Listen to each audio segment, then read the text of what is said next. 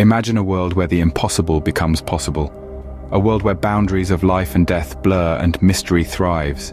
In this world, we find ourselves in the company of a name that needs no introduction, Sherlock Holmes. A name synonymous with deduction, wit, and intrigue. But our story doesn't begin with Holmes in the prime of his life, no. Our story begins with a question that has been puzzling the masses. A question that has made whispers echo through the walls of 221B Baker Street. A question that has made the impossible seem plausible. Sherlock Holmes, the mastermind detective, long dead and buried, could he have returned? Rumors, whispers, and hushed conversations have started to swirl, painting the town with intrigue. Is the world's greatest detective back from the grave? Could the impossible be happening? Has Sherlock Holmes really returned from the dead? Every mystery begins with a clue. On a typical foggy morning at Baker Street, a peculiar event took place. A letter, carefully sealed with an uncanny precision, made its way to the doorstep. Addressed to none other than Dr. Watson, the letter bore the marks of a familiar handwriting. A handwriting that was unique, a handwriting that was unmistakable, a handwriting that belonged to Sherlock Holmes. The letter, imbued with a sense of urgency, outlined a case that was not ordinary, a case that was intricate, a case that was classic Sherlock. It was a puzzle that only he could have woven, a mystery that only he could have appreciated. The letter was an enigma in itself, a labyrinth of cryptic words and phrases, a testament to the genius that was Sherlock Holmes. But wait, wasn't Sherlock supposed to be, well, dead? The last anyone heard of him, he had met his end at the Reichenbach Falls, locked in a deadly embrace with his nemesis Moriarty. Yet here was a letter, written in his unique style, outlining a case that was so quintessentially him. It was a paradox, a conundrum, a riddle wrapped in an enigma. The letter was a shock. It was unmistakably Sherlock's handwriting, but how could that be? The plot thickens, the mystery deepens. Sherlock Holmes, the world's only consulting detective, has left his first clue. Our journey into the unknown has just begun. Every mystery also faces skepticism.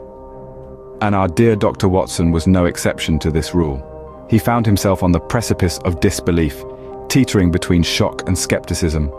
Could Sherlock Holmes, his long-lost companion, have truly returned from the dead, or was this merely a cruel jest, a wicked play of fate designed to reopen old wounds? The letter lay on his desk, a beacon of confusion in the otherwise orderly room. He dismissed it initially, the idea too ludicrous to entertain.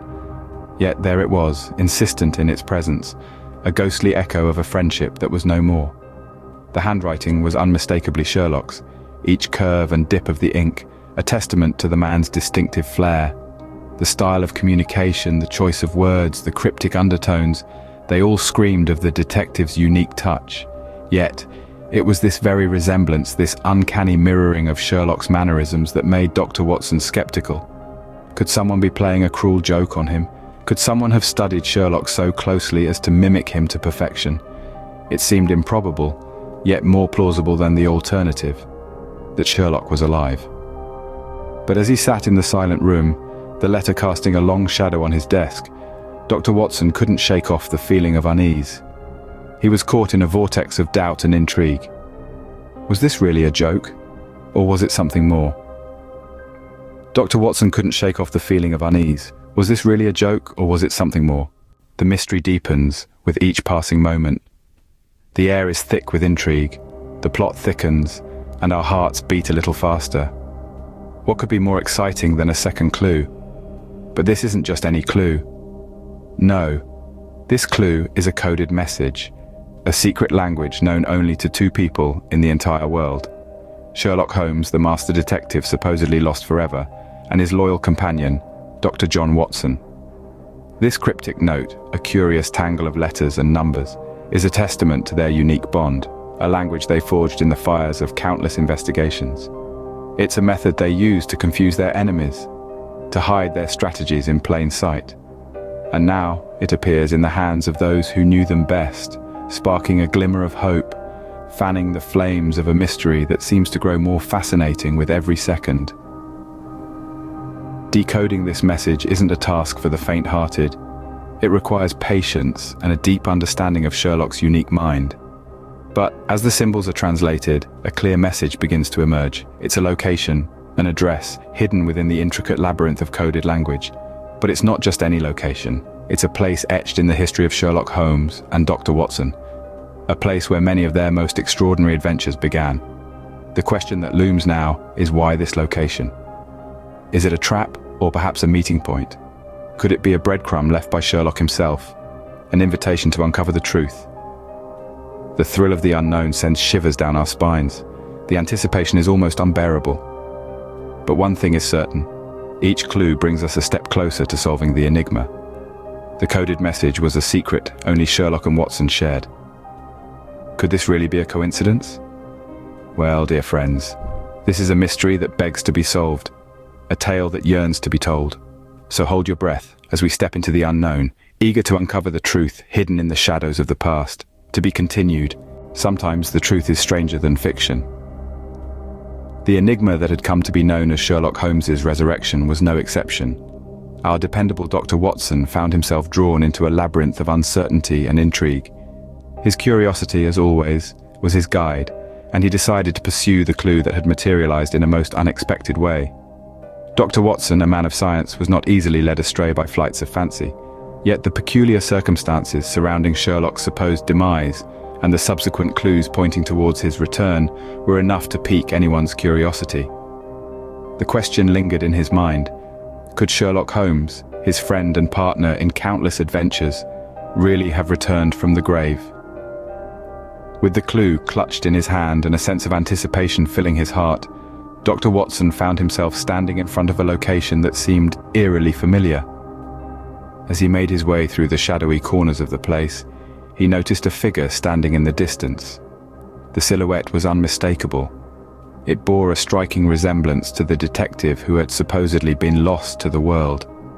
The figure was tall, lean, and carried an air of unmistakable confidence. The distinctive deerstalker hat sat firmly on its head. The silhouette stood immobile, almost as if it had been expecting him.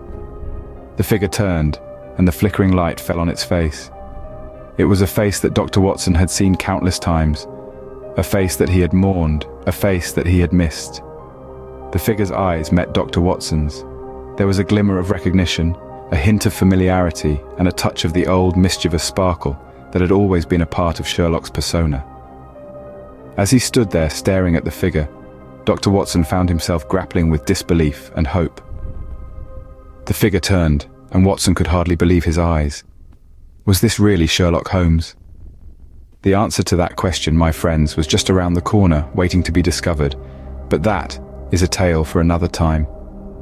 The unbelievable often hides the truth. An axiom that resonates now more than ever. As the figure standing in the shadows began to speak, a familiar voice reverberated through the room. It was the unmistakable dry wit and analytical tone of Sherlock Holmes. A voice that had been silenced, presumed forever, stilled by the cold hand of death. Yet here he was, or appeared to be, revealing an audacious truth. Holmes had staged his own demise, a grand illusion that would have made even Houdini envious. The reasons for such a dramatic act remained veiled in mystery, a mystery that Holmes promised would be unraveled in due time. The room was thick with disbelief and surprise, emotions that seemed to physically hang in the air. All eyes were on Watson, his face a canvas of shock, his mind grappling with the implausible reality. As he spoke, Watson stood in shock. Was this really Sherlock Holmes back from the dead? To find out, join us in our next video.